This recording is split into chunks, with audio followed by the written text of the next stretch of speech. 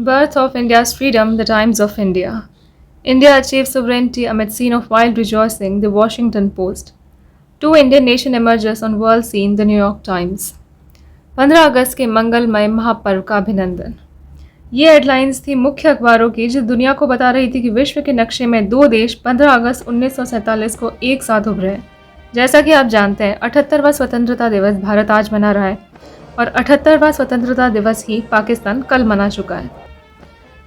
लेकिन जब सत्ता का ट्रांसफ़र माउंटबेटन ने एक समय दोनों देशों को किया तो पाकिस्तान 14 अगस्त को क्यों मनाता है और ब्रिटिशर्स ने 15 अगस्त को ही क्यों चुना पावर ट्रांसफ़र के लिए। चलिए आपको सरल शब्दों में समझाते हैं। Welcome to the KPM voice presents knowledge bytes. और अब इस प्रश्न का उत्तर कि 15 अगस्त को ही आज़ादी देने के लिए क्यों चुना गया। तो देखिए, ब्रिटिश सरकार ने बंटवारे की जिम्मेदारी भारत के अंतिम वॉइसरॉय माउंटबेटन को दी थी और हिस्टोरियंस के अकॉर्डिंग माउंटबेटन 15 अगस्त को एक लकी तारीख मानते थे क्योंकि ब्रिटेन को जापान ने उसी दिन सरेंडर कर दिया था। तो माउंटबेटन जो कि पावर का ट्रांसफ़र करने वाले थे दोनों देशों को, एक ही समय पर दोनों देशों की राजधानियों में जाकर सत्ता का हस्तांतरण तो नहीं कर सकते थे। इंडियन इंडिपेंडेंस एक्ट के अकॉर्डिंग 14-15 अगस्त की रात को बंटवारा होना था।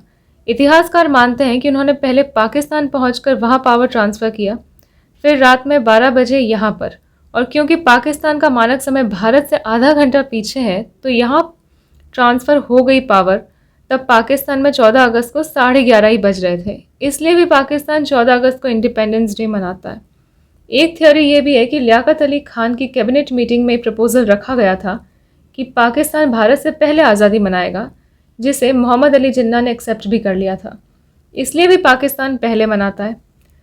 अतिरिक्त जानकारी में आपको बता दें कि लियाकत अली पाकिस्तान के प्रथम PM थे और क्लेमेंट एटली ब्रिटेन के PM थे जब दोनों देशों को आज़ादी मिली। यहाँ आपको ये भी बताना ज़रूरी है कि आज़ादी के बाद भी एक गवर्नर जनरल की पोस्ट जो ब्रिटिश कालीन भारत से चली आ रही थी 1950 तक भारत में बनी रही और भारत के अंतिम governor general Bharat Ratna C Rajagopalachari थे। आप सभी को स्वतंत्रता के महापर्व की बहुत बधाई। चलिए, बहुत धन्यवाद। जय हिंद।